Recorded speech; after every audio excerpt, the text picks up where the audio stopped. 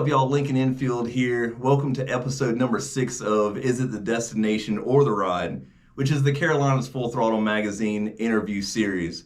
Today I am here with the man, the myth, the legend, KSolo DaRyder, and we're here to talk about him as a long-distance motorcycle rider, his achievements in the Hoka Hey challenge, and just being a part of the motorcycle community. How you doing today, man? I am doing great, Lincoln. I am doing great. Great to be here. Good. Well, I appreciate you coming all the way out to Jamestown here to be in the Full Throttle studio. You know, we've been trying to get this set up for a minute. About, what, 2 years almost? 2 years. You sent in an article after you finished your last Hoka Hey, the first Hoka Hey you went in 2020. And yeah, ever since then, it just couldn't get the schedules mixed up. I've been on the road, and it took me to be in a cast almost to slow me down to get here. Which if you're not following him already on social media, I knew most of the time I couldn't get him in there because I'd see him out west riding around. His view from the office is much better than mine. So then whenever I saw you post from home in the Winterville area, right. I thought, hey, here we go. I'm gonna try to snag you for a couple minutes here. Oh, my pleasure, man. My pleasure. Great to be here. Absolutely. Well, let's start off early on. What got you into motorcycling? You know, around what age? What are we talking here? Well, I was probably around 16, maybe 17 when I got my first motorcycle. That was a Yamaha Phaser, and that was my intro to the motorcycle world. Mm-hmm. And from there, I went through the gauntlet of Kawasaki, Suzuki, the whole nine, Yamaha R1, the whole 9 yards of owning motorcycles while I was in the military. Mm-hmm. You built up. I built up. Yeah. I built up. Yeah. That's a natural progression. Which one of those would you say, like early on? Is there any like favorites that stick out to you? Yeah, you know, I owned a TL 1000. I still own a Suzuki Hayabusa, but you know, really and truly. Oh, and then the Trouble R1. The Trouble R1. But really and truly, it wasn't until I got the Harley Davidson that I really started, you know, and really enjoying the ride more.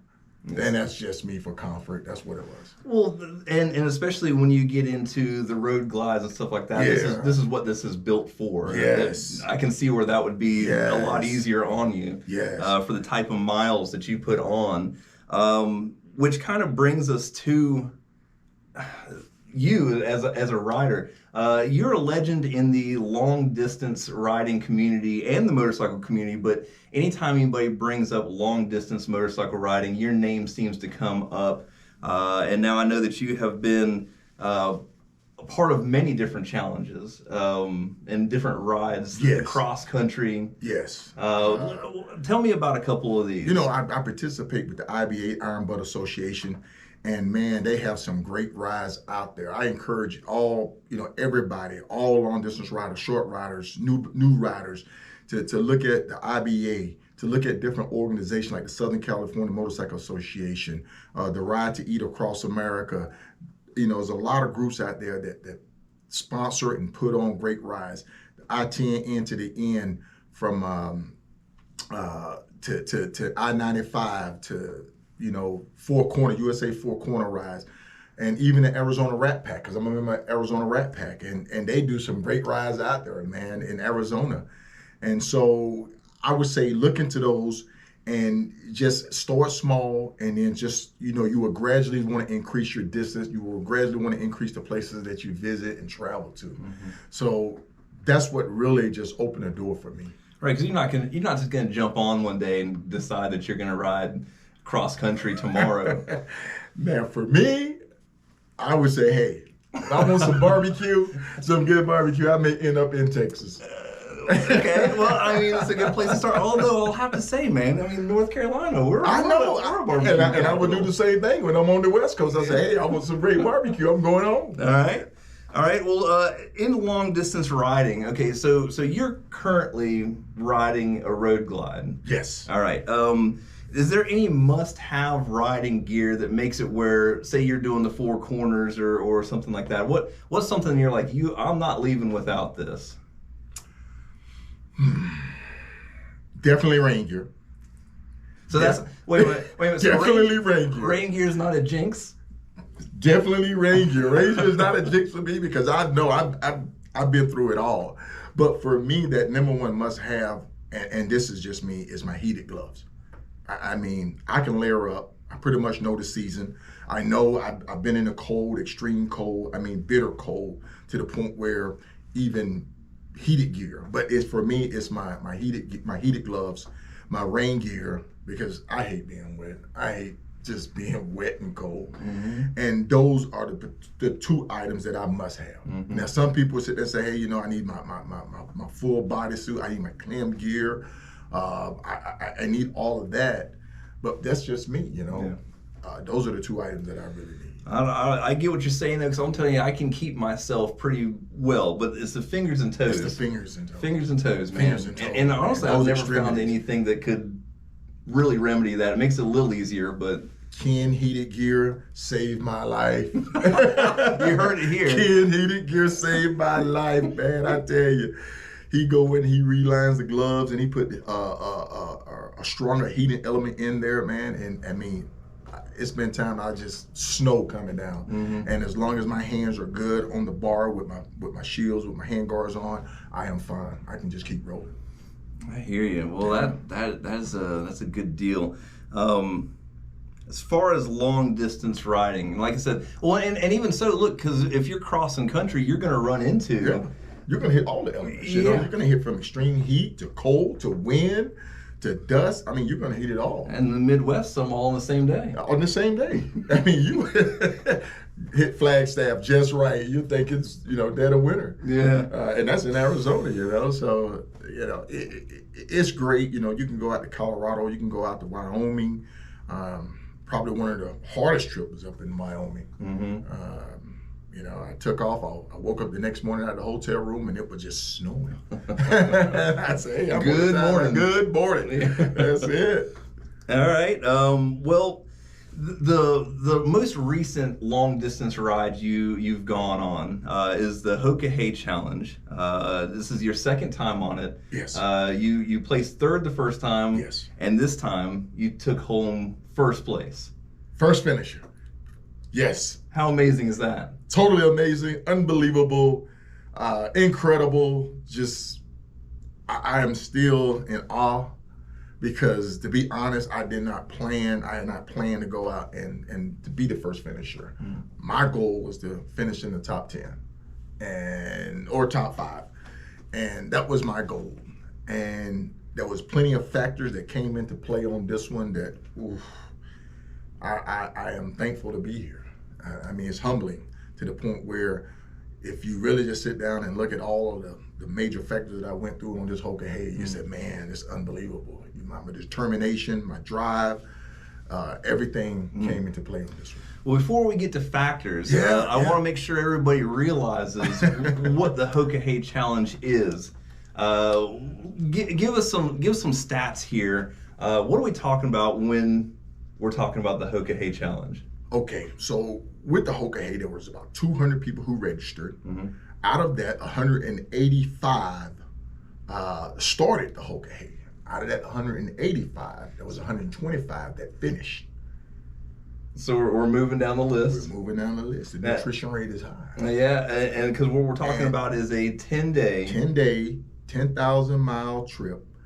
No GPS, sleeping outside beside your motorcycle, no hotels, and turn-by-turn instructions. Now, people say, what are turn-by-turn instructions? And I had to bring this. To you. When you get to the next location, they give you this, and they say, here you go. And you literally, with no GPS, turn-by-turn, mile-by-mile, just you and that tripometer of saying, hey, we're doing 10,000 miles just like this every day. So you get to a checkpoint. You start off, you get to a checkpoint. They hand you a whole new set of instructions. Yes. And like I said, when we started looking at this thing, this is worse than MapQuest used to be. So you remember MapQuest back in the day? Because we've got stuff on here that is like this next section is less than 10 miles. Less than a greater than or at, and you literally less than 1 mile. So you have to, it's more than just sitting there saying, well, okay, I'm riding, I'm looking out for the next rider. I am literally looking out for the next rider, looking at my miles, looking for the next sign. You have a lot of factors coming into play with you riding this thing. It's technical,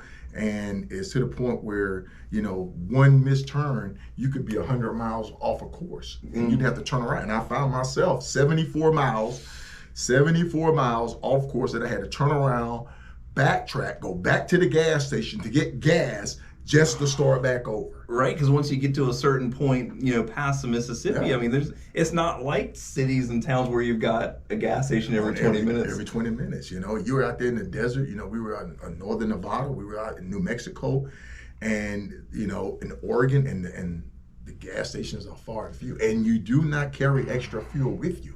Ooh. So you have to pay attention. So we did have people run out of gas. Luckily, I did not run out of gas. Now I came vapor fume close.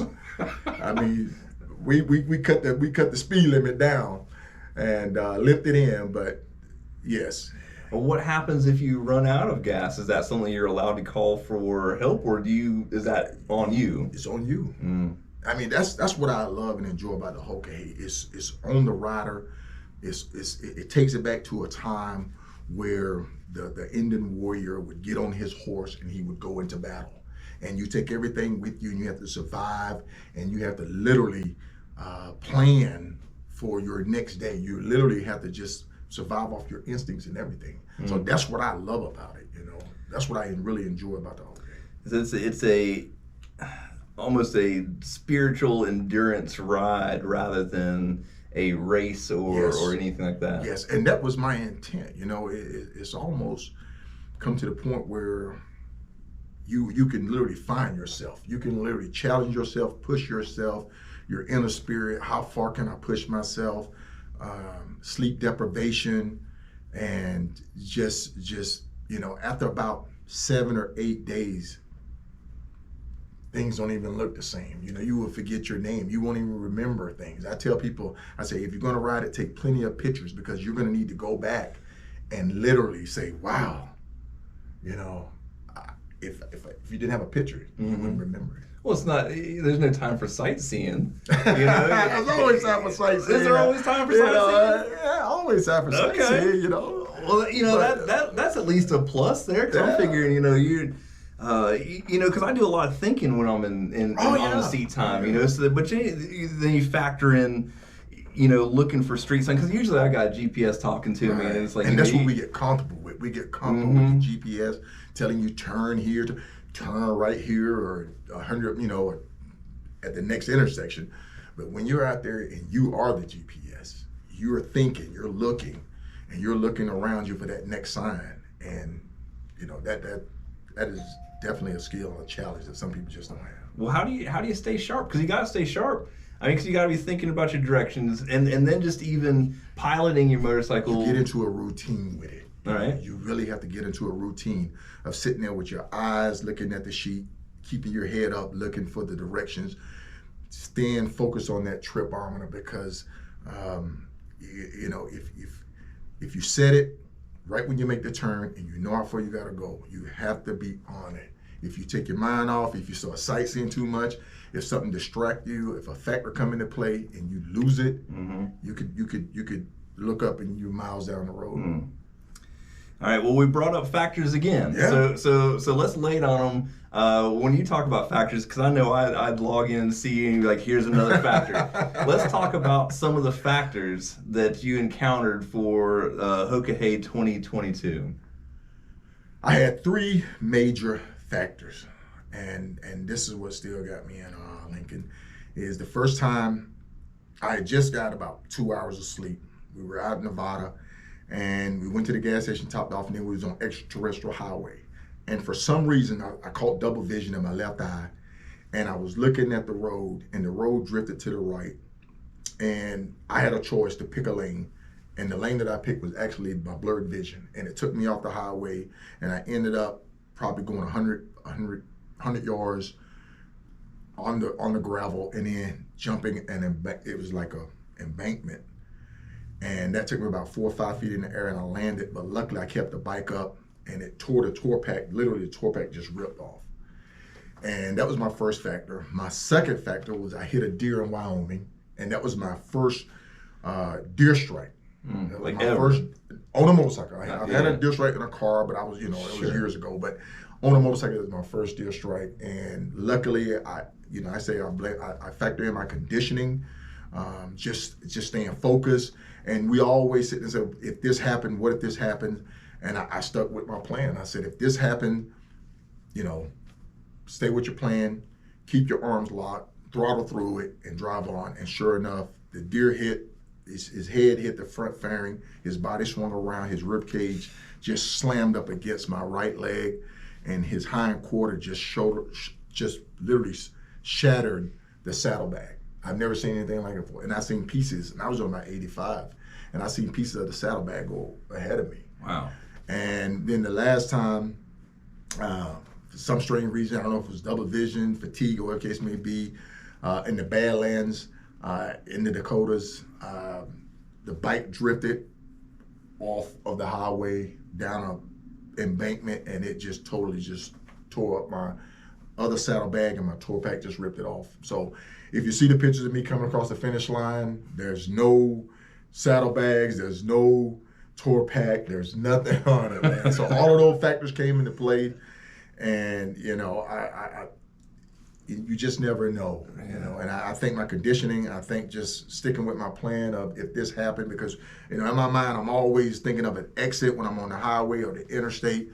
If an accident ahead of me, if I come up on something, this is even a tire snake. For me, this is my plan. This is my plan of action. Wow. So I just stuck with it. Yeah. Oh well, it's an amazing thing. So Ambition, which is your bike's name, comes across the finish line, battle worn, yourself as well. You got an injury along with the motorcycle. Yes. So how far was the last leg after your final factor to get across the finish line? I was about 250 to 300 miles away from the finish line. And a big shout out to Pat Cornell and AJ. Man, those guys were on me. They were literally just right there, And they said, I sent them a message. I said, hey, look, I went down, my bike's in limp mode, man. And those guys said, hey, man, you were about 250 to 300 miles from the finish line. And they showed true sportsmanship on that. So I limped it in. The bike went into limp mode because it went down. It was on the side. It was just a struggle to get the bike back to the highway, and it just went into limp mode because it was just so badly damaged. Yeah. But once I got it started though, I was like, we're going. It's not over. Yeah. I'm not gonna say exactly what I said, but I said, beep, it's not over. It's not over. So you get the bike stood back up after this last factor, and yeah, you're less than a couple hours from the finish line. Yeah. What's going through your head? Because you gotta get this thing started. And in a journey like that, when you're down to 250 miles, that's got to be like, you can see the finish line. It was just pure sheer adrenaline rush because I was in so much pain. Come to find out, I'd broken my foot. My left foot is broken. And then it just started swelling in the boot. And it got to the point that, at my last gas stop, before I got to the finish line, I could barely walk. I literally had to limp. Your foot's broken. And my foot was broken. And it was literally swelling in the boot. Wow. And, it was just sheer adrenaline. It just kept me going. Wow. And the determination of saying, I will see this through. I will see this to the end. My motto is aspire to inspire, be legendary. Mm-hmm. And so it was all of that that just kicked in, just said, hey, look, take it home. Just take it home. If the bike is running, take it home. Yeah. So. Well, I'd have to say, if your goal is to be legendary, if you start off on a 10-day, 10,000-mile journey, run into at least 3 major factors, and finish it with a broken foot and a motorcycle on limp mode, that's legendary. That's legendary. Yeah. That's legendary. That's This is way beyond the law. Yeah. I'd say 99% of the riders out here would. I mean, I think you throw in the towel. Throw and the go, towel in. You know, the third time this happens and you've got a bodily injury now, especially a foot, you're shifting foot. Yes. You know, that can't feel good. It got to the point where I couldn't even shift. I literally had to suicide shift. I had to reach down and suicide shift because I couldn't even stand for the shifting knob to even touch. Yeah. And it was just terrible. I believe it was terrible. And the bike was just so beat up that once I got close to the finish line and I was going up a hill, the bike wouldn't even go up the hill. I literally had to stop, turn around, coast back down, go far enough back to just try to get a running start to feather it up Get the momentum to get up the there. momentum just to get up the hill. It was just everything came into play. Everything was just put in front of me as saying, you know, you're gonna have to give everything that you got to finish this. Yeah, and you did. You pushed through, and your motorcycle, by the way, which is some points there for Harley Davidson and this road glide. You know, hey. I thought when I rode up to Prudhoe Bay, the top of the world, you know, on the Dalton Highway, that was the ultimate. But until this ride, man, I'm like, that is my bike. That is the bike for me. Well, I mean, off-road Alaska. That's a feat all on its own as well, which is a totally different experience that you had. Yeah. Top of the world, the Arctic Circle. Arctic Circle. I went up there in 19, and that was my first 100,000 mile year. And you know, I was participating in the RTE Cross USA. Shout out to Eric.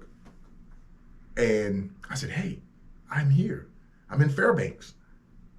Just hop on the Dalton and go all the way to the top. Just hop on. Just hop on and go all the way to the top. It's just muddy dirt packed road, ice road truck. No big deal. Sure, no big deal. Yeah. See the pictures? It's a big deal. Yeah. Especially on a Harley or a heavy. You know, a lot of people have done it, and that's why I say, you know what? And that's another reason why I ride. I ride to inspire others to sit there and say, if he can do it, I can do it. Mm-hmm. And that's just been one of my things, you know, because, you know, as pioneers in everything, I am not doing anything that haven't already been done on a motorcycle. But when people see somebody during their era, there's a generation that can do it. They say, hey, look, he did it, I can do it. Yeah. And I put it out there to inspire others to do it. All right, well, we talked about factors along the way, and I think one of the questions that I have, even when I'm out there or in here watching you out there, is what is your daily routine like on such an endurance ride as 10 days, 10,000 miles? Take us through a day in the life of Hoka Hey. You know, everybody have a plan. Everybody have a game plan of how you want to start it, how you want to ride it, how you want to finish it. For me, my first day, and this is what I've said from the start, is 1,500 miles. I plan to do 1,500 miles the first day, and that's a BBG. And, you know, you can do a BBG in 24 hours. Yeah. So I ended up getting the 1,500. I think it was maybe like 1,600. And then on your first day? On the first day. Okay. And then I went down for sleep, and I knew I'd gone 24 hours, probably 26 hours. And I went down and I grabbed some sleep, and I think I slept for probably 2 hours. For the first 5 days, I think I averaged 2 hours sleep a night. And this is in a tent beside your motorcycle? Yes. That was, no, not in a tent. That was literally putting out my mat and sleeping. Gotcha. And when it rained, because in Arizona, it was raining so bad, I ended up, and I'm at the scene of this picture, I ended up riding through, I can't even remember the name of the town now, the city. And I looked over to my left, and there was a carport, just an overhead. And I said, man, I'm tired. So I pulled into the carport. I pulled out my sleeping mat, and I'm bundled up, laying next to the bike, facing the bike. and I just so happened to just say, look up. And I look up over my shoulder, and there's a patrol car, a city police standing right now, and they were standing there talking. And it was like, oh, no, you're good. And it was just like bad. It was raining. Those guys said, we know what you're doing. You got to be out of the weather. and it was just incredible. And believe it or not, it's some of the best sleep you'll ever get, man. I mean, you know. Well, I imagine. I pulled up next to a gas station. I was at a car wash, and I was under the car wash. I was beside the vacuum and my bike, and it was but it was cold, but it was some of the best sleep. So you achieved 1,600 miles in your first 26 hours. Yes. Catch some sleep.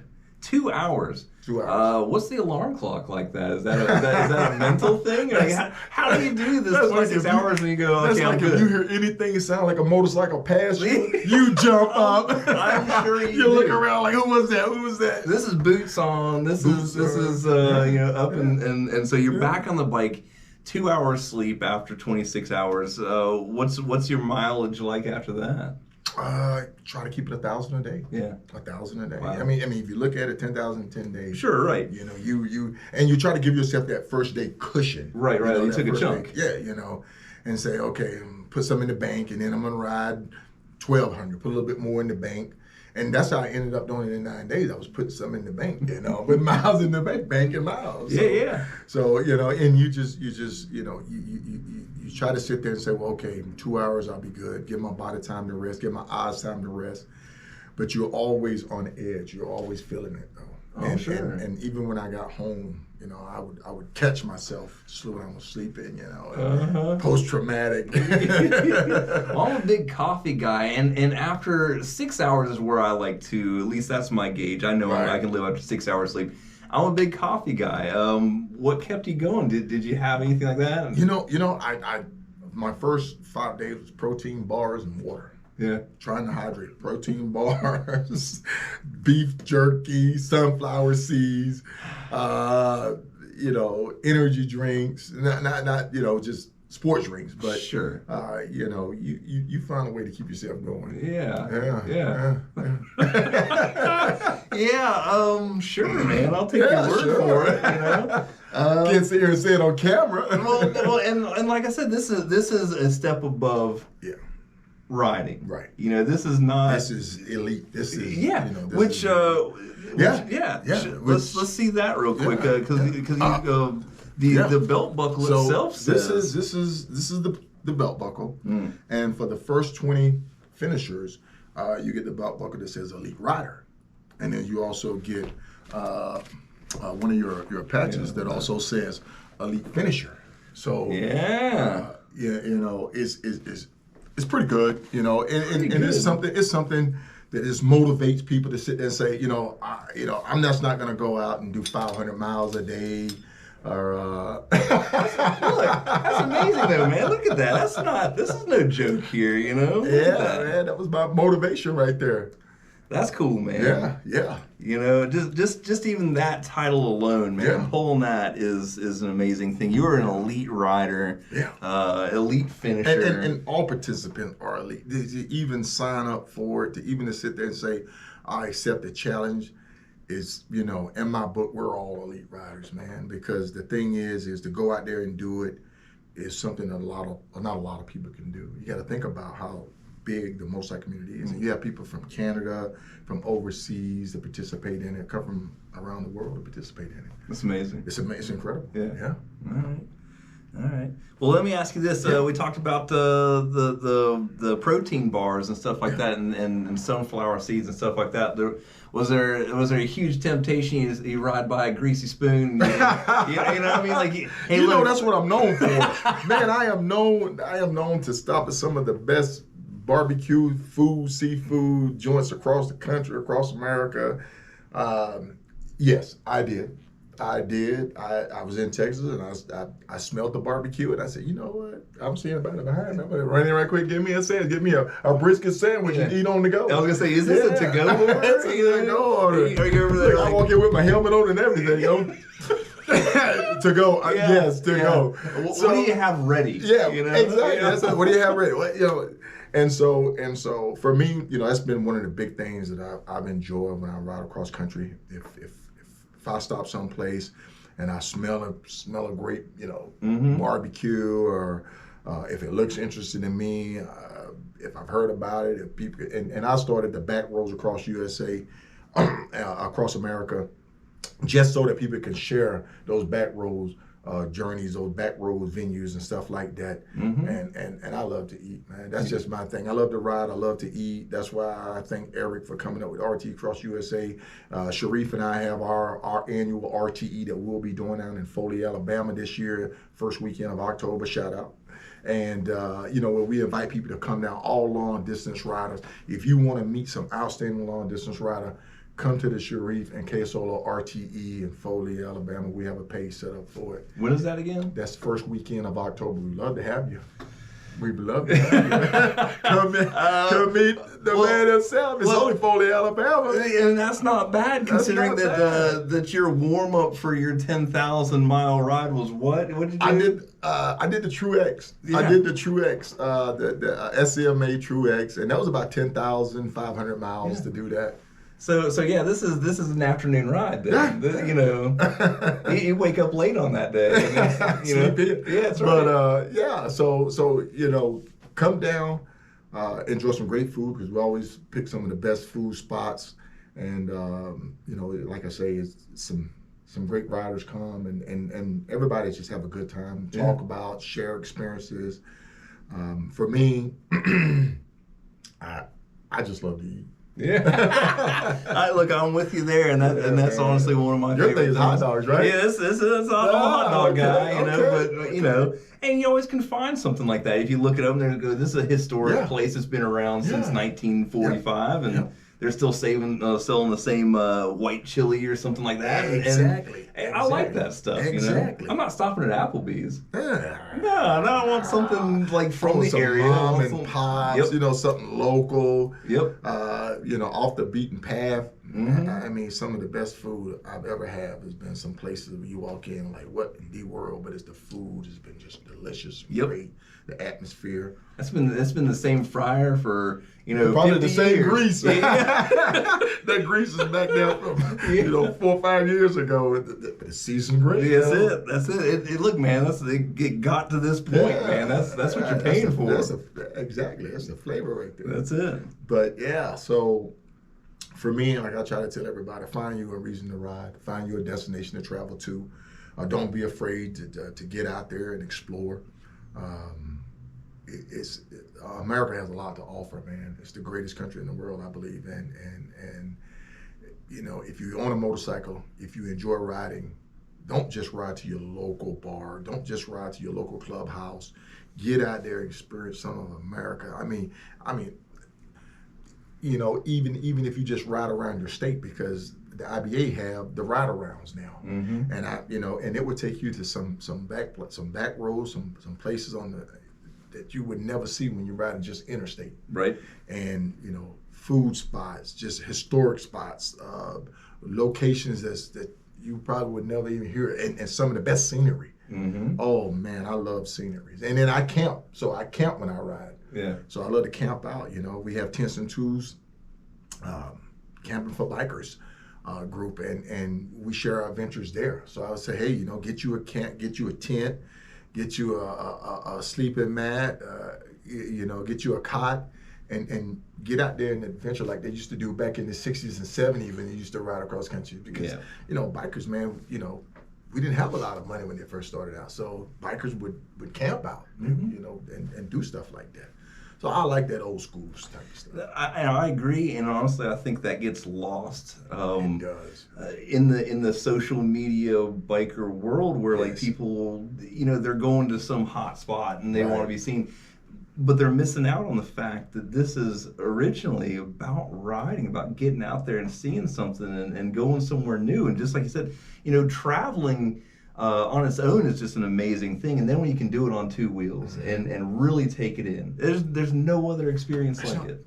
There's no other. I mean, and here's the thing. People don't even know what it's like to pass a feeder, a cattle feeder. Because that smell, that aroma, when you get out, and then when you're on the back roads, the fresh air and all of that, and you're really in tune with it, man. It's incredible. Yeah. It's a total different ride than when you're in a car or a truck or bus or something like that. When you're on two wheels, you open up that shield, you open up that visor, and you just look around. Even the heat, even the grass, the smell of cut grass is different when you're on two wheels riding like that. Yep. No, it definitely is an all senses experience. Yes. It definitely is. That's amazing. All right, so back from Alaska and back to the Hoka Hey. Right. So we finished. You were the first finisher. First finisher. That's the official. That's the official title. Okay. Is there because it's not a race; it's a challenge. So it's addressed as first finisher. Okay, first finisher, you cross the line. What's that scene like? Like, is it fanfare? Is there a band? Are they throwing ticker tape? What do you think? Well, it's set up so that you finish in 10 days. You're not supposed to cross the finish line in 10 days because it's an AMA sanctioned ride. But, I were a little bit ahead. My time was there, and I was just so banged up. I was so banged up. The bike was so banged up. I didn't know if the bike, matter of fact, when I got to the gas station, I didn't even turn the bike off because I didn't know if it would start again. So I would literally, when I stopped, I didn't turn the bike off. I was so afraid that the bike would not start. That if I stopped someplace prior to coming in across the 10 days, that it wouldn't start or that I wouldn't even be able to ride it. So my goal was just to get to the finish line within proximity to say, hey, look, if I can push it across the line, if it don't start, if I can't move anymore because of the busted foot, at least I'm right here and I can try to hobble across. Right. So I ended up coming in 9 days. Of course, Beth, the director, Junie, everybody was there at the finish line, and it's a big celebration when people come, and we love to just see people come across and cheer them on and motivate them. And they were there, and literally I just tears for them, because it's unbelievable to sit there and say, there's no more riding. This is it. You're there. I wasn't even saying I was the first finisher. I was just like, thank God there's no more riding. It's done. I made it. So for me, it was just like I could just breathe. I could relax. I could just, because you're going, and you never stop for that 10 days because you got to realize you do not get a good night's sleep.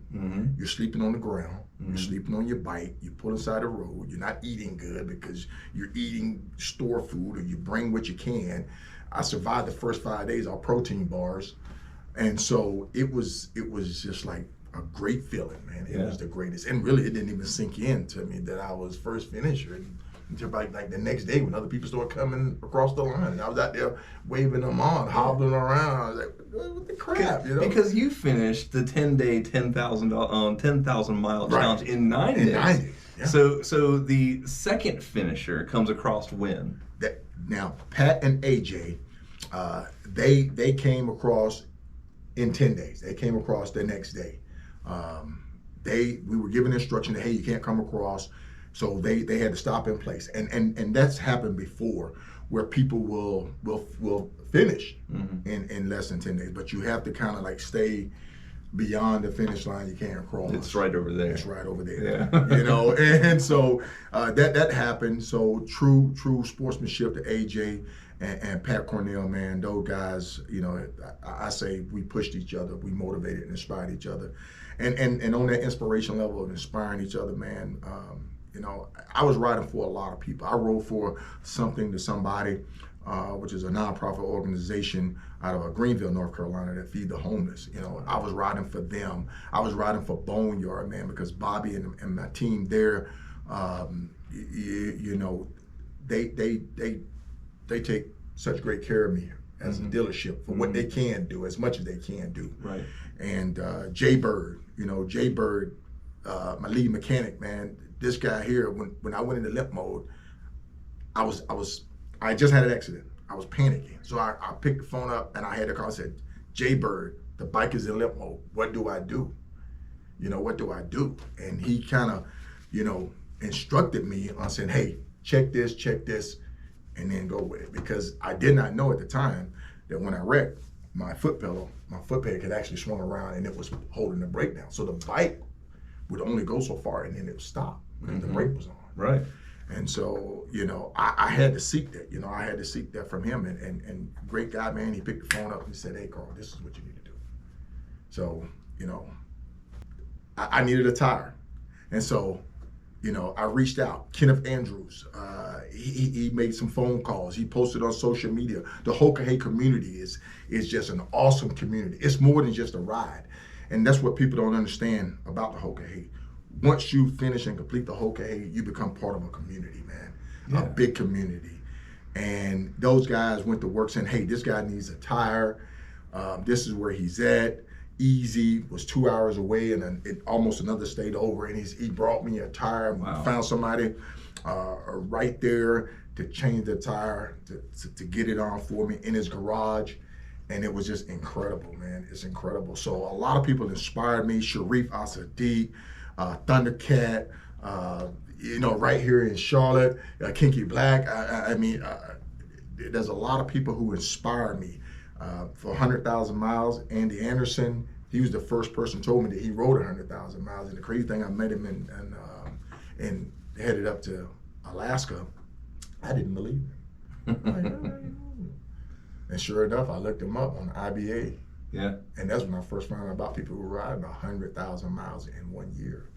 Wow. Well, and we'll get to the 100,000 mile thing because that's a whole nother achievement. That's a lot. We got a little time. That's a lot. So we win. Well, I'm sorry. We are the first finisher right. there, and you get this humongous cup. Yes. Now is that a shared trophy like the next person? That's cool. That is a shared trophy every 2 years, so that will pass on to the next first finisher, which I think is awesome and incredible. Well, sure. No, it's great. And you get your name on it, and it's there. Because this is the legendary status of the whole thing. Because now you win the trophy. How many Hoka Heys has there been?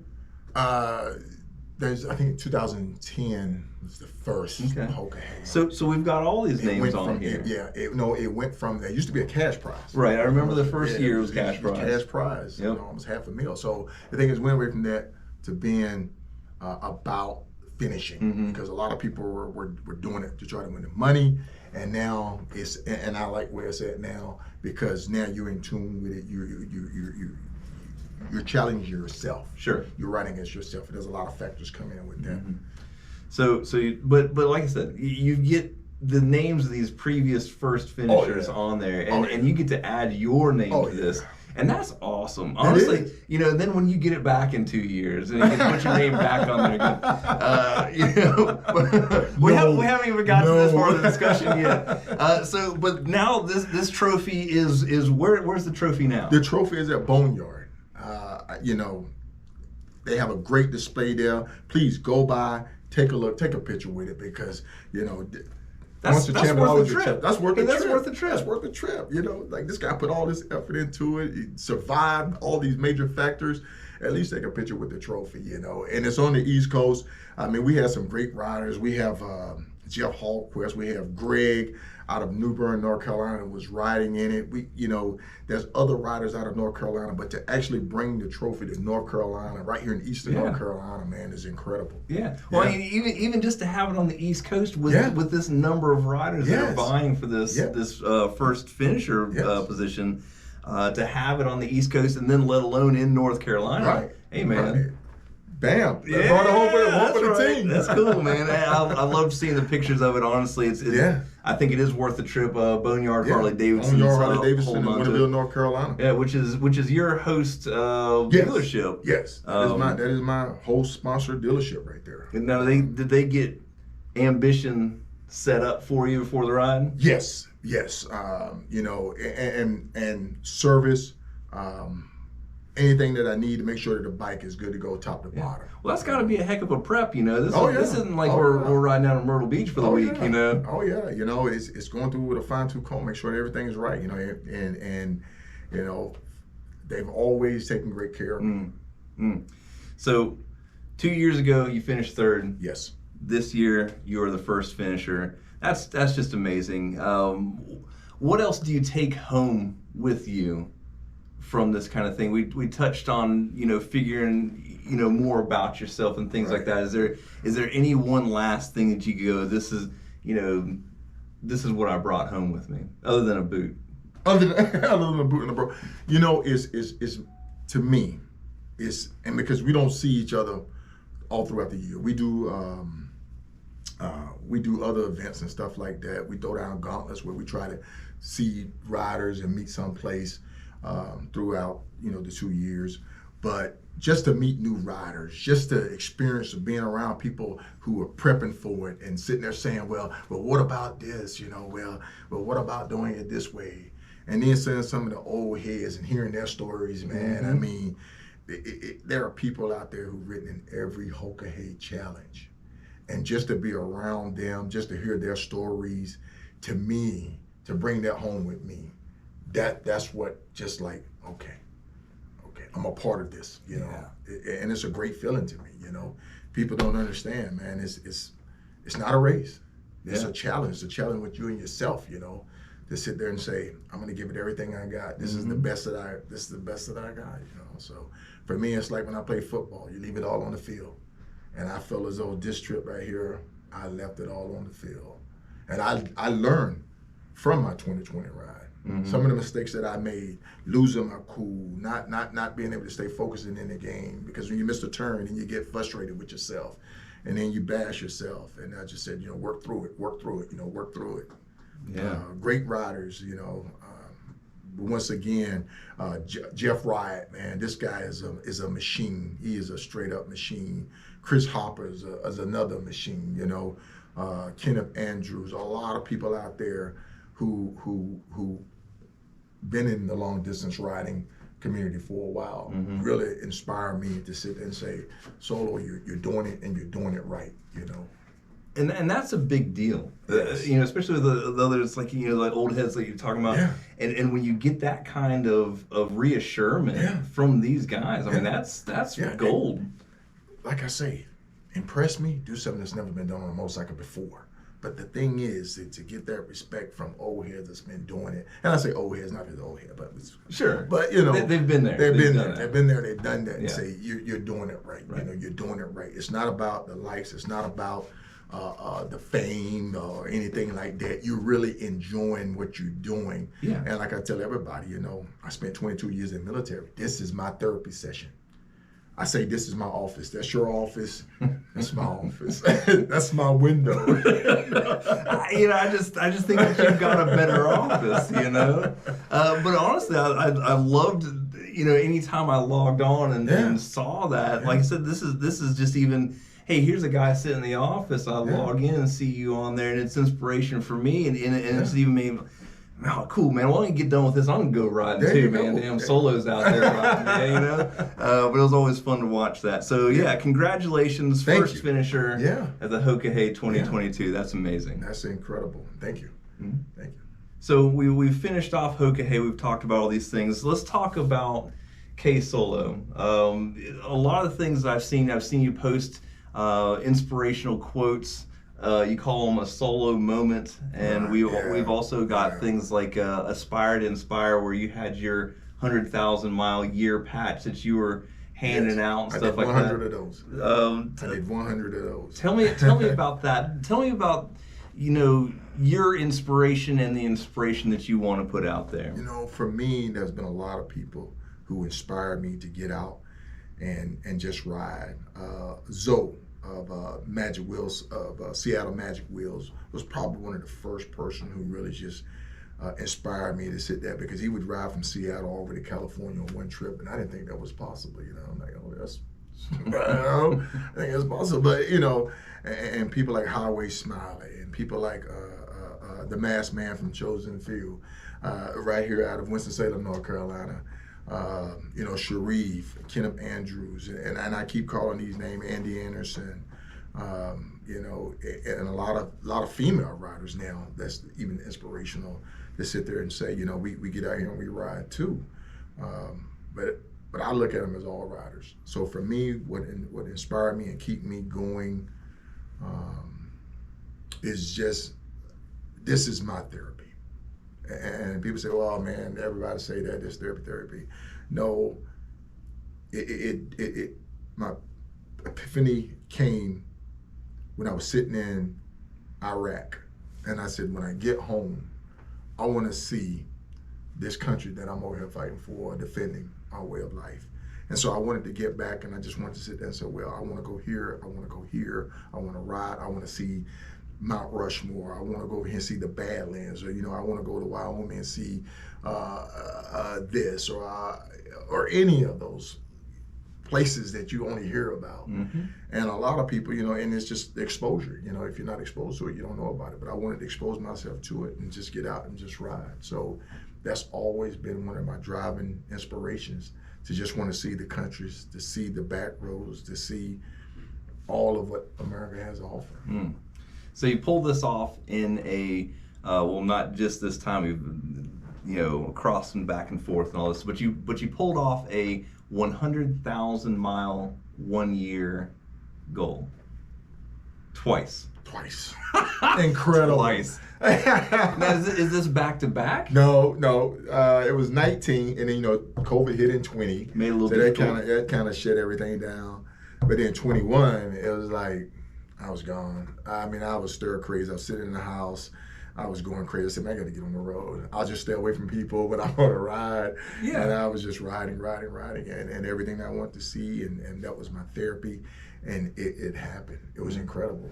Well, was this? Did you have a planned route, or you just like, look, I'm gonna head west and I'm gonna hit this, and hey, maybe I'll go up here? Or how'd that happen? The first time I did it, I was in MSC, and we had chapters on the West Coast, chapters on the East Coast. So whenever there was an event, whenever I wanted to just see a brother, whatever the case may be, I would just ride. And I would tell anybody, if you're in an MC and you have bros here or sisters here, go see them.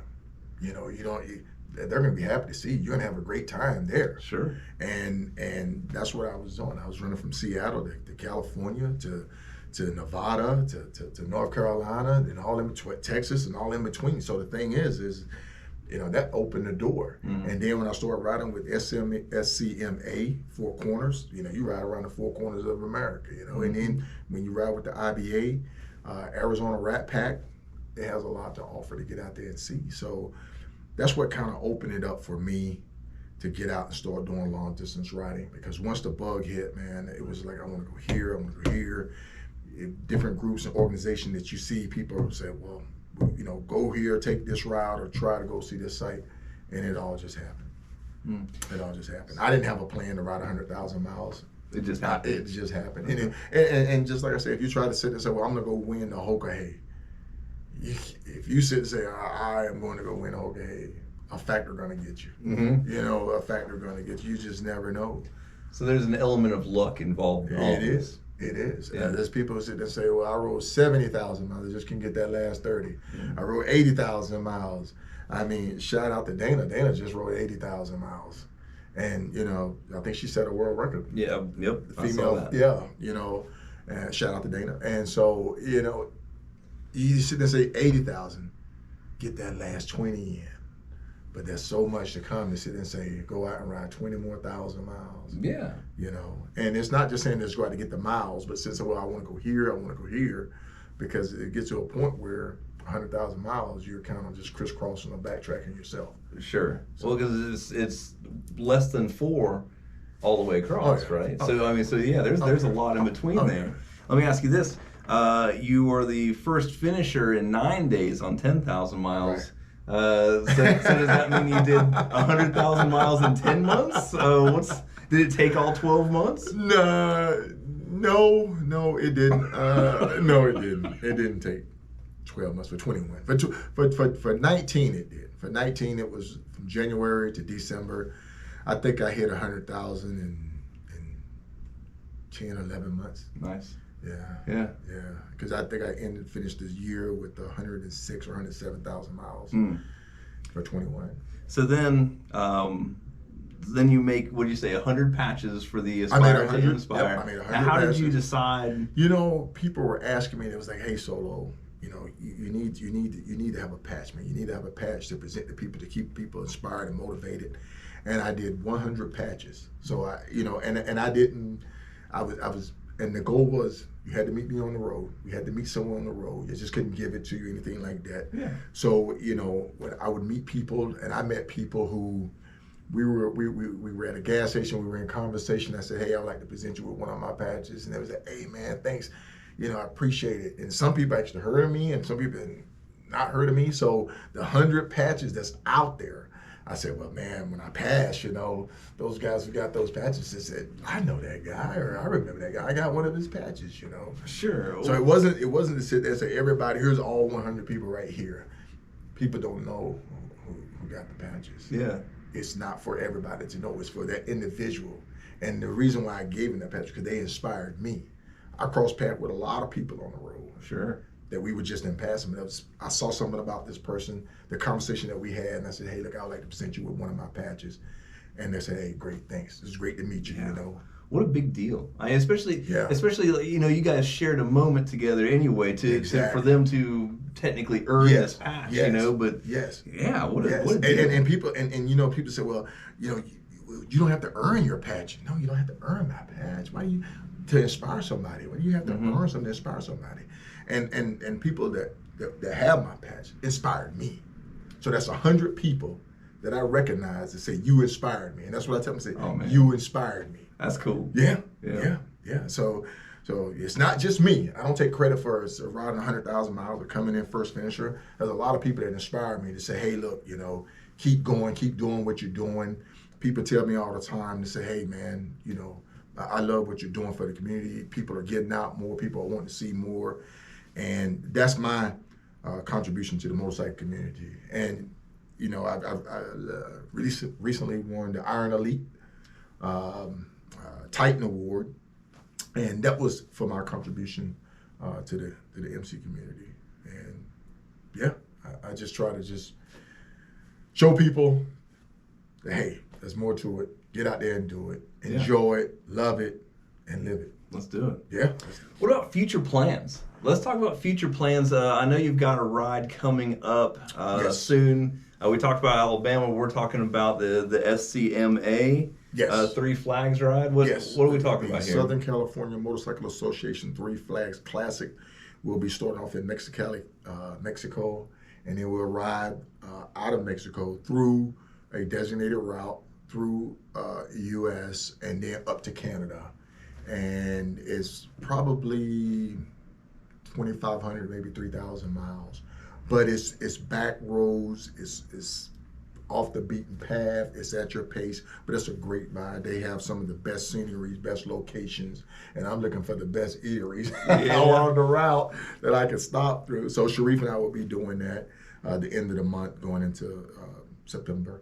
And so that's what's on the immediate plan. But something that I've been interested in doing, and that was based off a conversation I had with Jeff Wright, is looking at maybe starting a nonprofit. You know, and for me, you know, I'm looking for anything that I can do to kind of help veterans. Absolutely worthy cause. We got to take care of those who've taken care of us. Yes, because I am a veteran, right. So you know, I know what riding does for me, how it helps me, and I am in the process now trying to find a way that I can take my platform, take what I do, and package it and kind of have something for veterans that maybe can participate or get involved with. Yeah. So that's my goal to get to. That's awesome. You know, and honestly, I think that you have the vehicle to do that kind of thing. Already having so many people that have caught some inspiration from you, I think that this is something that's a winner, man. Yes, for sure. Yes. And that's what I really would love to do. All right. So far in this, you know, video alone, we've talked about crossing the country. We've talked about 3 flag rides, the Arctic Circle, all kinds of stuff. Is there anywhere still on the list that you have not ridden, seen? What's left? On the Continental 48, there's always someplace. I mean, I am being honest with you, Lincoln. I mean, I can go out here now and take a different route to get home and see some of the greatest sceneries and routes. And I mean, it's just one of those things where you just got to get out there and ride. I mean, I-10, I know it like the back of my hand. I-20, you know, the 90, the 80, 95, all of those. I know them like the back of my hand. I know which gas station I'm gonna stop. I come on 40, and I know where I'm gonna stop on 40. But when I hit those back roads, it's all new. It's all new. I would tell it, and that's why I started the back roads. That's why I started the back roads, and I still want to. And we did the top to bottom round on Route 1. We started up at Route 1 in Maine, and we rode U.S. Route 1 primarily all the way down to Key West. Nice. And that was just so much. And I tell anybody, if you just find a route and ride it, you'll see a lot of things. It's so much. People say, oh, I've been there, because you're riding the same ride. You go tell the dragon. If you keep riding tell the dragon, instead of getting off and say, well, okay, I'm going to go this route right here, that's something whole new that you will see. Well, there's plenty of unnamed roads out there that are plenty just of good. unnamed, plenty of unnamed roads, country roads, back roads. Yeah. So yeah, for me, there will always be a new location for me. All right. Well, what about you've done all these things. You've been across and been back and forth. Is there any place you're just like, nope, not going back there? You know, I've had enough of that. Even just passing through, that was enough for me. Yeah, you know, I say that about Prudhoe Bay, Alaska, man. I say about that Dalton Highway. I mean, that really shook me. But literally, I mean, because these bikes aren't made to. Oh no. You know, and I call them heavy. If you take a heavy now, Euro bikes and bikes like that are designed for that. Sure. Well, I'm talking about your road glide. Yeah, but for a road glide, for a heavy, any type of heavy bike, in excess of 800 pounds on that is like skating on ice almost, because it's loose gravel packed on permafrost, man, and it's just you'll find yourself coasting up in speed because you think you're in a good spot, and then you turn back around and it's just loose gravel, and you can go down and just wipe right out, and it's unforgiving because it's so solid. You go off in the embankments are so high. So for me, I don't know if I'm willing to go all the way back up to Prudhoe Bay. It's one of those things where I say, you know what, been there, done that. One and done. But you never say never. Even in Texas, man, Texas back roads, the heat in Texas is brutal. Yeah.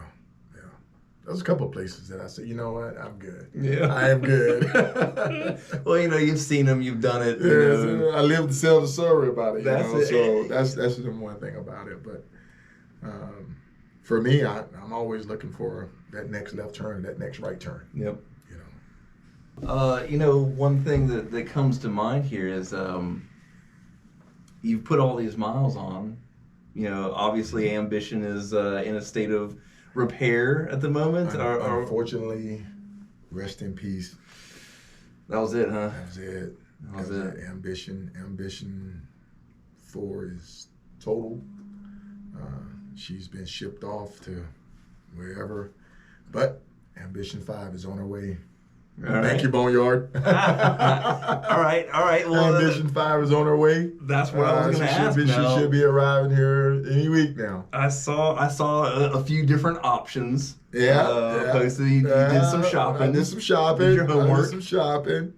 And we're back to, are we able to disclose this kind of thing? Or is this like, you can't give this away for next challenge? Nah, I can't give it away. So all we're going to say here is Ambition 5. Ambition 5 is coming. Ambition 5 is coming. Okay. We're gonna have a gender reveal. There you go. Call it. But fair enough. When is Ambition 5? I'm sure you've got to be looking forward to this type of thing. And I know you're at the moment still resting and healing and stuff like that. Yeah, but still in the boot. Like I say, Boneyard, Harley Davidson took good care of me. Thanks, Bobby, and the whole crew down there. So the bike should be in here soon, and then just getting it set up to how I ride, right? And the things that I like for my comfort, and then we should be back. Should be back on the highway. Okay. All right. Well, before we get to the question of the day, is there anything that you would put out there for anybody that's wanting to be a long distance rider? That anybody that looks at your stuff and goes, "Man, that looks cool." Is there any advice to getting started here? What would you tell somebody that would come up and say, "Man, I want to get into long distance riding, man. What's my first step?" I would say make sure that your equipment is in the best shape possible. Take care of your equipment. Do the service, the maintenance, and not just the 3 fluid change. Make sure the grease in it, and all of that stuff. Make sure that your equipment is good. Make sure that you take the time to sit there and say, well, okay, my condition is good. Can I ride this? Start out small. Start out with a couple of 100 miles, a few 100 miles. Pick you a destination, and just gradually get into it. Do not just go right out there and say, well, I'm going to ride 1,000 miles, because you don't know how your body's going to react. You may fall asleep and drift off. You may hurt yourself. Take your time, build up to it. I know social media, we make it look easy, because you only see the good. You don't see the bad. And I tell everybody, there's a lot of bad. There's a lot of times I've had blowout in the middle of the night, 2 or 3 o'clock in the morning, a blowout in the middle of the night.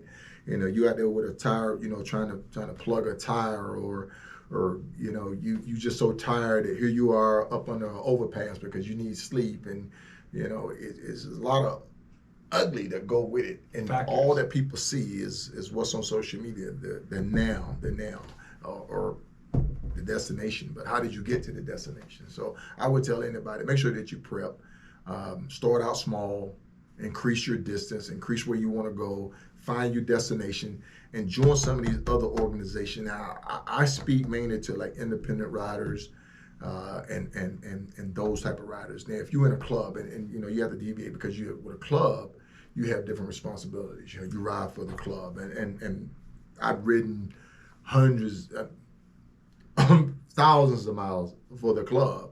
But when you can get out there and ride, find you a destination, say, well, I want to go here, or whatever interests you. Say, I want to go eat over here, or I want to go up to New York and just see this, or I want to go up to Philly and see this, or Virginia, just to go to a love sign. Mm-hmm. And, that will gradually get you out to see more. But, there are 2 different riding. You have an independent rider, you have a club rider. Make your club commitment, but, definitely, find what makes you happy. Find what gets you out there. Find what brings you a joy. You can sneak it in every now and then, I tell everybody, you work Monday through Friday, but from Friday at 5 p.m. to Monday morning at 6 a.m., that's your time, Mm-hmm. If that's what you got, and use it all. Use every minute of it. And if you ride to work, get off work, bag's already packed, the bike already packed, then go riding, and then you riding back, ride straight to work, and change into your work clothes and go to work, shit, I mean, that's one way to sit there and say, your time, your ride. Yep. Don't sit there and say, well, okay, I get off work and then I go home and I get up Saturday morning and go for a ride and I have no time. Yeah. You just lost all that time. So use all of it. That's Use the all deal. of it. All right. Well, the name of the video series is it the destination or the ride? Mm-hmm. Which is a common question, and it's one that I'm going to pose to you. Okay. Personally, for you, Right. Is it the destination or the ride? Honestly, the ride. 100% the ride. I mean, I enjoy, I was in an MC for 10, 13 years, and it was going to an annual event. It was going to a party. I see the same people there. And, it got to the point where, okay, I don't dance. I'm not a big drinker or anything like that.